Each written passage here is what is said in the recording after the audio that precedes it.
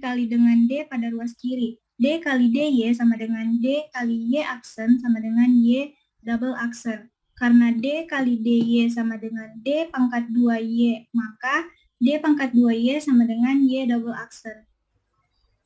Dapat dilihat bahwa dengan menerapkan 2 kali D, kita akan memperoleh turunan kedua dari Y. Yang kedua, menerapkan D 3 kali. D pangkat 2Y sama dengan Y double aksen. Lalu, kedua ruas dikali dengan D pada ruas kiri. D kali D pangkat 2Y sama dengan D kali Y aksen sama dengan Y triple aksen. Karena D kali D pangkat 2Y sama dengan D pangkat 3Y, maka D pangkat 3Y sama dengan Y pangkat Y triple aksen. Yang ketiga, menerapkan D sebanyak N kali. D pangkat N Y sama dengan Y pangkat M. N di sini adalah banyaknya operator diferensial D, dan M adalah banyaknya penurunan dari Y, di mana N sama dengan M. Lanjut.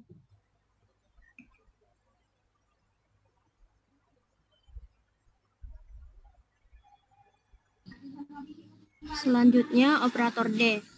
Operator D merupakan operator diferensial jika D per dx dapat ditulis sebagai D, maka dy per dx sama dengan dy, dan D pangkat 2y per dx pangkat 2 sama dengan D pangkat 2y sama dengan D dikali dy.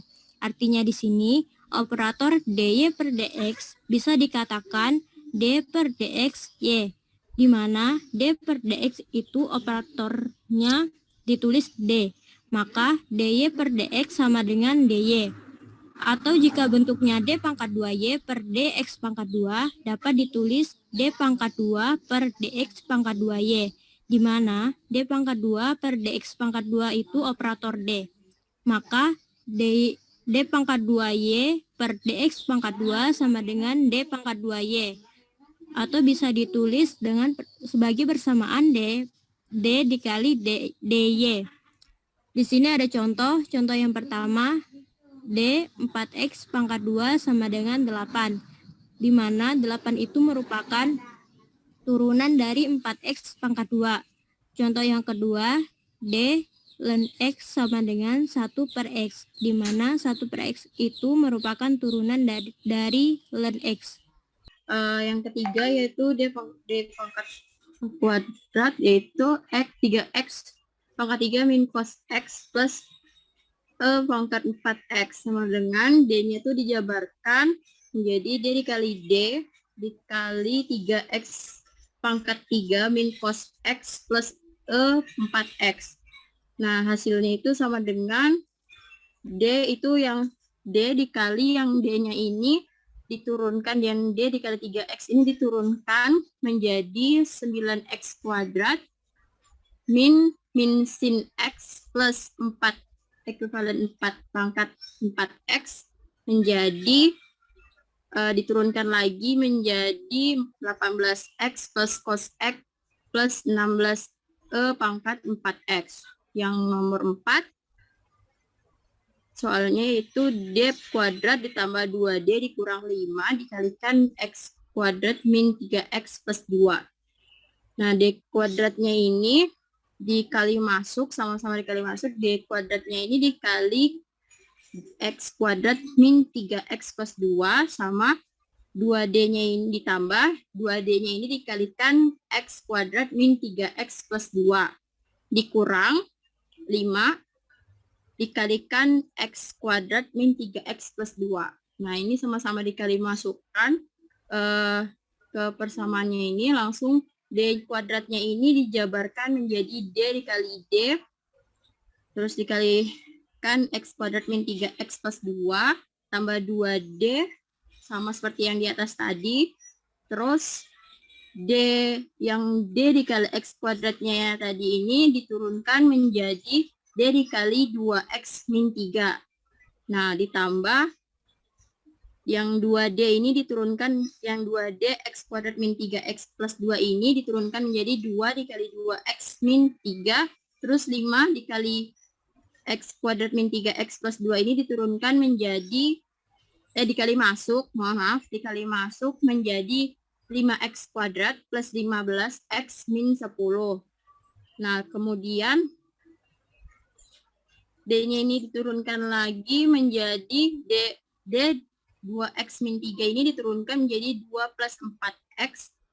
Terus 2 menjadi 2, mohon maaf, menjadi 2. Terus yang 2 ini plus 2 dikali 2x-nya ini dikalikan menjadi 4x.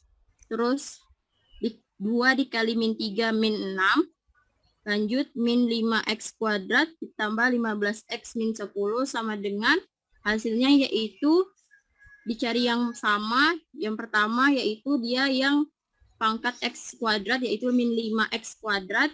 Terus di sini 4x ditambah 5x 15x sama dengan 19x.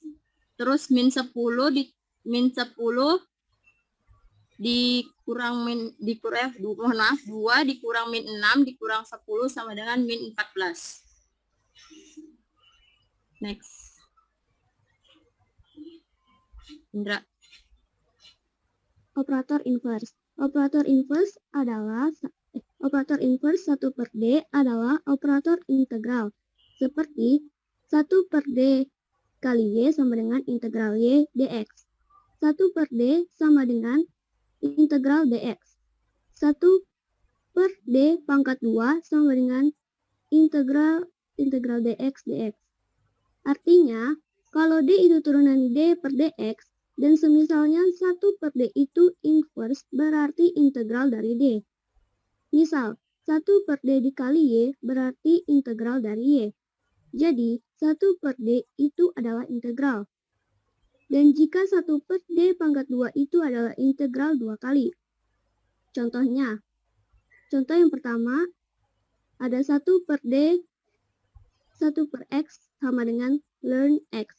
Atau bisa juga ditulis integral 1/x dx sama dengan ln x.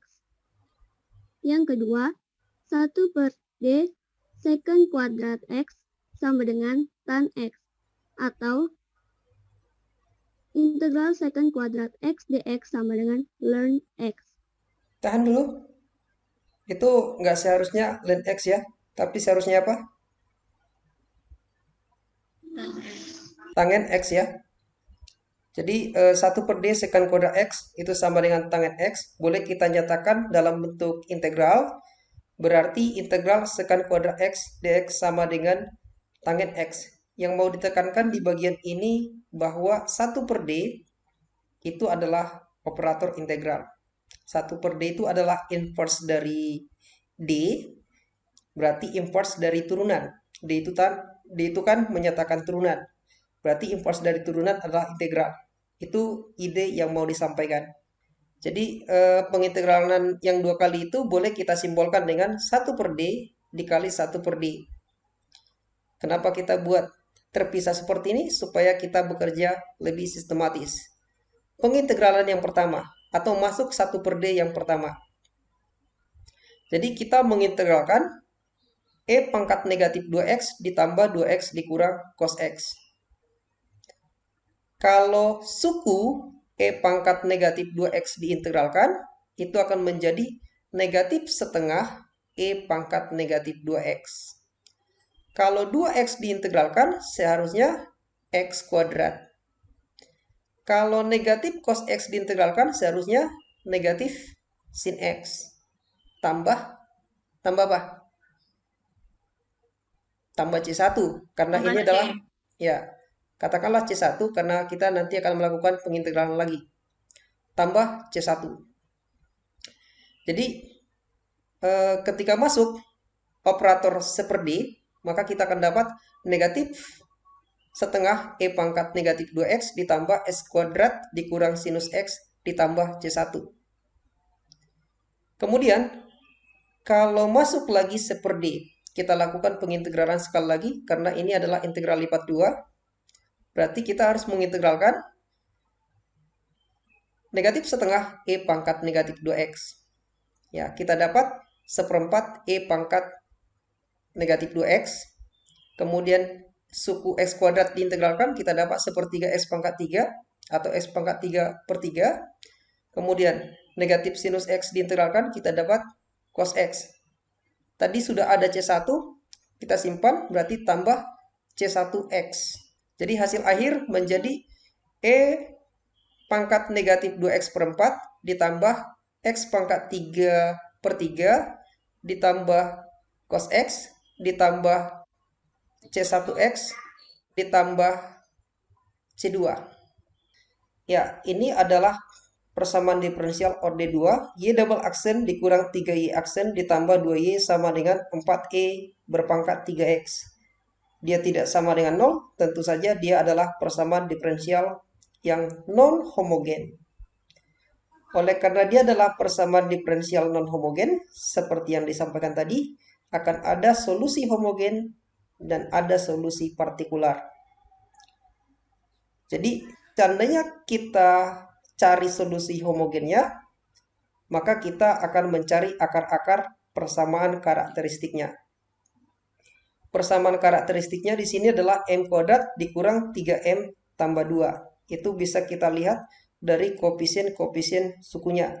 Sehingga kita mendapatkan persamaan karakteristik M kuadrat dikurang 3M tambah 2. Difaktorkan menjadi M kurang 2 dikali M kurang 1. Dan kita dapat akar-akar persamaan karakteristiknya 2 dan 1. Jadi solusi homogennya YC sama dengan C1E pangkat 2X ditambah C2E pangkat X. Kenapa E pangkat 2X? Karena kita dapat akar M sama dengan 2. Jadi buat sebagai koefisien X di pangkat E di sub yang pertama, di C1E pangkat 2X. Kemudian untuk sub yang kedua, C2E M2 pangkat X. M2 di sini adalah akar yang kedua, berarti C2E pangkat 1X. Koefisien 1 nggak usah ditulis, sehingga kita dapat YC sama dengan C1E pangkat 2X ditambah C2E pangkat X. Nah, kalau kita mau mencari solusi partikular atau partikuler, maka persamaan Y double aksen dikurang 3Y aksen ditambah 2Y apabila diselesaikan dengan menggunakan teknik operator D atau metode operator D, maka bisa kita buat jadi D kuadrat dikurang 3D ditambah 2. Kemudian dikali YP sama dengan 4E pangkat 3X. Dan YP inilah yang mau kita cari. Jadi bukan pindah ruas, lebih tepatnya adalah kedua ruas dibagi dengan D kuadrat dikurang 3D ditambah 2. Kalau kedua ruas D kuadrat dikurang 3D ditambah 2, YP sama dengan 4E pangkat 3X dibagi D kuadrat dikurang 3D tambah 2, maka kita akan dapatkan di ruas kiri tinggal hanya si YP. Sedangkan di ruas kanan, 1 per D kuadrat dikurang 3D ditambah 2 dikali 4E pangkat 3X. Berdasarkan sifat yang pertama tadi, kita tinggal ganti aja si D dengan 3. Dan oleh karena 4 di situ adalah konstanta, boleh dia dikeluarkan. Sehingga kita dapat 4E pangkat 3X dikali 1 per. Ya, udah diganti setiap D-nya dengan koefisien X. Koefisien X-nya di sini 3. Sehingga kita dapat 4E pangkat 3X dikali setengah. 4 dikali setengah, 2. Jadi kita dapatkan 2E pangkat 3X. Berikut ini adalah persamaan diferensial Y double aksen dikurang Y aksen sama dengan 2T kuadrat dikurang 3T tambah 5. Dalam hal ini yang variabel adalah T bukan X. T di sana bukan konstanta tapi adalah variabel. Dan yang biasanya kita bekerja dengan dy dx, ini harus Anda pahami kalau ini adalah dy dt. Jadi operator D-nya di sini bukan D per dx, tapi D per dt. Sama seperti yang tadi, kita harus mencari solusi homogen terlebih dahulu. Jadi boleh seperti ini, langsung kita nyatakan persamaan diferensial itu dalam bentuk operator D. FD sama dengan D kuadrat kurang D. D kuadrat kurang D, kita misalkan itu sebagai FD. D kuadrat kurang D, kita misalkan sebagai FD. Di bagian ini kita akan fokus mencari solusi homogen, YH. Jadi persamaan karakteristiknya kita nyatakan dalam M kuadrat dikurang M sama dengan 0. Kita aturkan, keluar M. Jadi M dikalikan dengan M kurang 1 sama dengan 0. Kemudian kita dapatkan akar pertama dari persamaan karakteristik adalah 0. Akar yang kedua adalah 1. Jadi kita dapatkan solusi homogennya C1E pangkat 0. Ya, lebih lengkapnya C1E pangkat 0T. C1E pangkat 0T. 0 kali T, 0. Jadi C1E pangkat 0. Kalau ada satu bilangan berpangkat 0, ketika disederhanakan itu akan memberikan hasil 1. Apapun pangkat 0, itu 1. Tapi ingat, nggak boleh 0 pangkat 0. A pangkat 0 itu 1, tapi jangan yang memangkatkan itu 0. Karena itu akan menjadi bentuk tak tentu. Jadi E pangkat 0 1, 1 kali C1 sama dengan C1. Sekarang kita akan memasukkan akar yang kedua dari persamaan karakteristiknya, yaitu 1. Akar yang keduanya, M2-nya adalah 1. Jadi kita akan dapat C2E pangkat 1T. C2E pangkat 1T.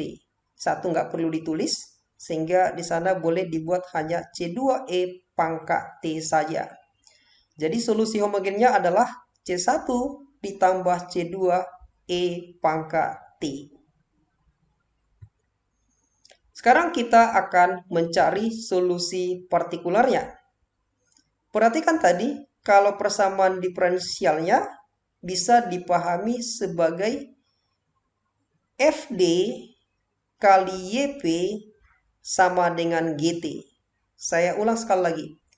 Persamaan diferensialnya boleh dipahami sebagai FD kali YP sama dengan GT. GT-nya di sini adalah 2T kuadrat dikurang 3T tambah 5. Ruas kanannya, itulah GT. Ruas kiri Y double aksen dikurang Y aksen itu boleh dipahami sebagai perkalian antara FD dengan YP. Jadi sebelum langkah YP sama dengan 1 per FD GT, lebih baik kalau kita tulis di sini atau kita nyatakan di sini FD kali YP sama dengan GT.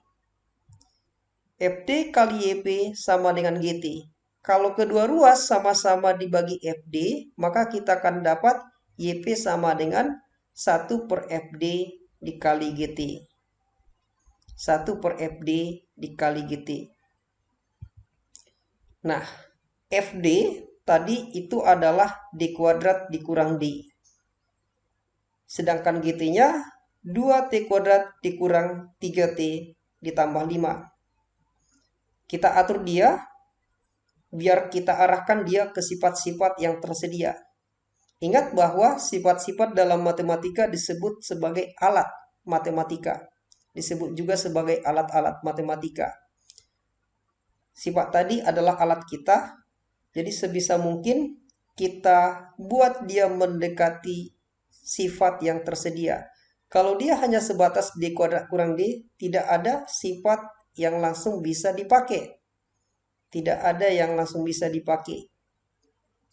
Jadi kita lakukan modifikasi. D kuadrat kurang D, kita atur dia menjadi negatif D ditambah D kuadrat. Lainnya tetap saja. Kemudian kalau difaktorkan, keluar si negatif D.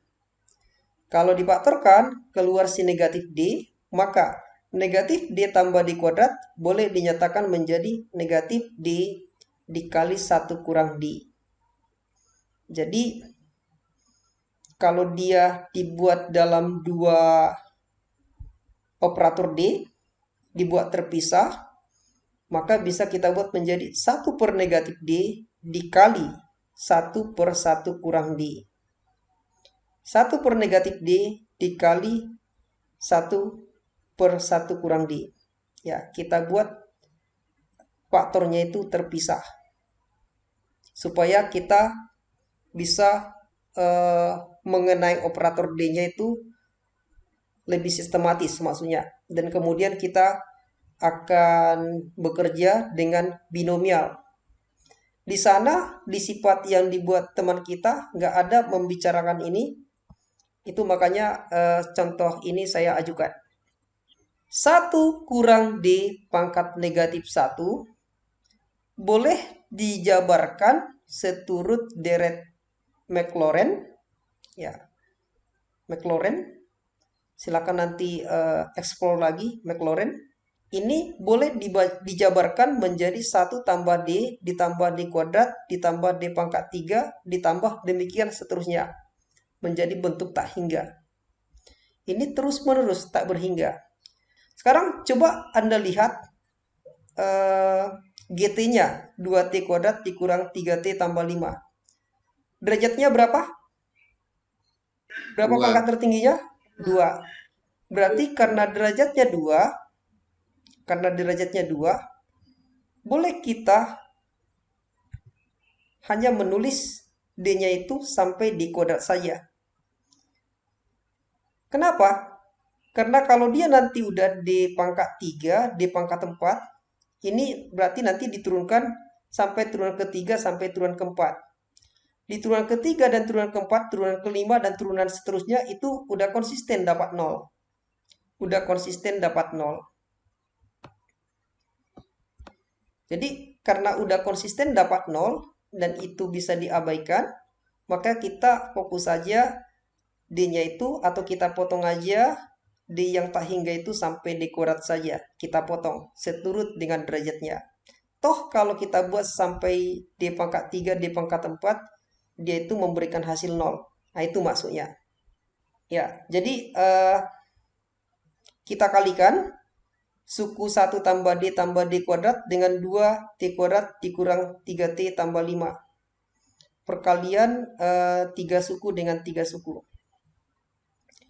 1 dikali 2T kuadrat dikurang 3T tambah 5 adalah 2T kuadrat dikurang 3T ditambah 5. D dikali 2T kuadrat dikurang 3T tambah 5, inilah itu.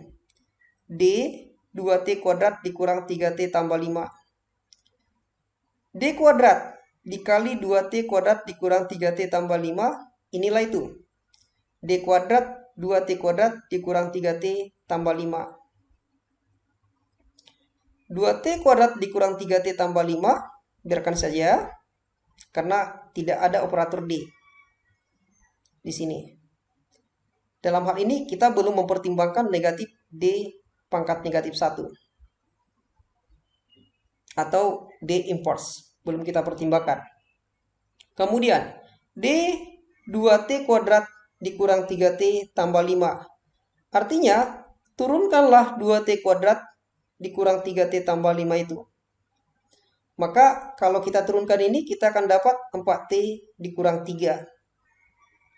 Jadi 4T kurang 3 ini berasal dari D 2T kuadrat dikurang 3T tambah 5. Kemudian, 4 yang ini berasal dari turunan kedua dari sini. Atau turunkan lagi 4T kurang 3, kita dapat 4. Jadi 4 adalah hasil yang diberikan D kuadrat dikali 2T kuadrat dikurang 3T tambah 5. Nah, seperti itu. Atau turunkan 2T kuadrat dikurang 3T tambah 5 sebanyak 2 kali. Kemudian kita lakukan penyederhanaan. 2T kuadrat tetap saja tidak ada yang sejenis dengan dia. Negatif 3T dengan 4T itu sejenis. Kita sederhanakan, kita dapat T. Kemudian 5 ditambah negatif 3 ditambah 4, kita dapatkan 6. Nah, seperti itu dia. Kemudian,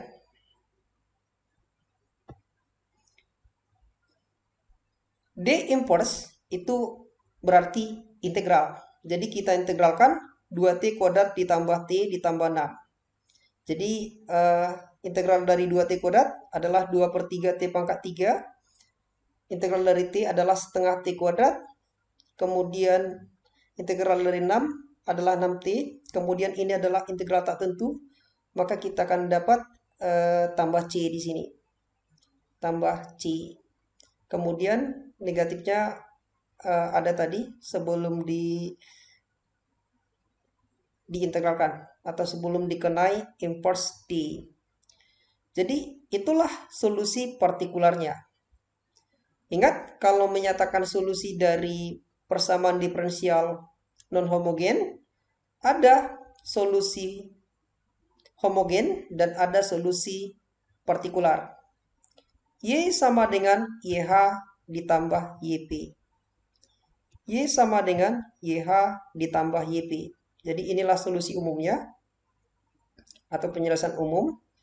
Masuk tadi solusi homogen C1 tambah C2 E pangkat T. Masuk solusi partikularnya atau dikurang 2/3 T pangkat 3 ditambah setengah T kuadrat ditambah 6T ditambah C. Nah itu dia.